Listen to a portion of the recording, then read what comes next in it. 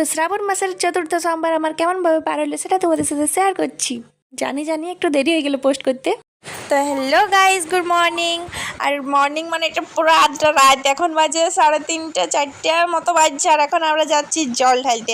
আর একটা দাদা আমাকে প্রত্যেকটা কমেন্টেই করে যে র্যাপিডো, এই যে পার্সোনাল র্যাপিডোওয়ালার সাথে যাচ্ছি আর পিছনে আমার বোনটাকেও নিয়ে নিয়েছি। কীরকম অন্ধকারটা ছিল একবার দেখো। আর এইখানে হচ্ছে মশারা লাগার যেটা, এইখানে আমার ভাই ওরা সবাই মুকুটমণিপুর থেকে জল নিয়ে আসছিল। তো ওদের সাথে রাস্তাতে দেখা হয়ে গেল আমার। এই যে সব গ্রামের ছেলেগুলো আমাদের পার হচ্ছে। কোথায় আছে মুকুটমণিপুর, ওখান থেকে ভগড়া পর্যন্ত জল এনে ঢাললো। আর আমরা তো এরকম হাঁটিয়ে যেতে লাগবো, তার জন্য র্যাপিডো লোয়াকেই নিয়ে যাচ্ছি। তো ভিডিও করতে করতে ঢুকে গেলাম মুকুটমণিপুর। আর এইখানে সত্যি মানে ভোরের ওয়েদারটা কি লাগছিল সেরা। এই টাইমে মুকুটমণিপুর যাওয়াই হয় না, আগের বছর গেছিলাম কিন্তু ভোর হয়ে গেছিলো, আলো ফুটে গেছিলো। আর আজকের জাস্ট ওয়াও লাগছিল, মানে সত্যি এটা বলতে মনে যাচ্ছিলো যে বাঁকুড়ার রানী মুকুটমণিপুর সত্যিই মানাইছে।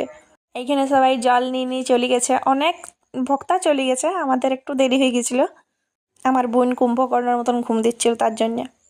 একটা জিনিস বলতেই ভুলে গেছি, মুকুটমণিপুরে ঢোকার আগেই বাবার দর্শন পাই গেছে। এখানে দেখো ভক্তগুলা বাবাকে কাঁধে করে নিয়ে যাচ্ছে, দেখো একবার সবাই, কি দারুণ লাগলো দেখতে। তো যাই হোক, ঢোকার সময় বাবার দর্শন পাই গেছিলাম। তারপরে ওইখানটাতে দেখলাম আবার অনেকেই বক্স বাজায়, গানে নাচি আর কি যাচ্ছিলো জল নিয়ে। তো তারপরে আমরাও আস্তে আস্তে পরেশনাথের দিকে এন্ট্রি নিলাম। আর এখানে অনেক দোকান বসেছিল, হ্যাঁ, কিন্তু তখনও বেশি লোক ছিল নাই, একটু বেলা দিকে অনেক লোক হয়ে গেছিলো। তো চলো, এই ভিডিওটা অনেক বড় হয়ে গেলো, নেক্সট ভিডিওতে বলছি আমি কোথায় জল ঢাললাম।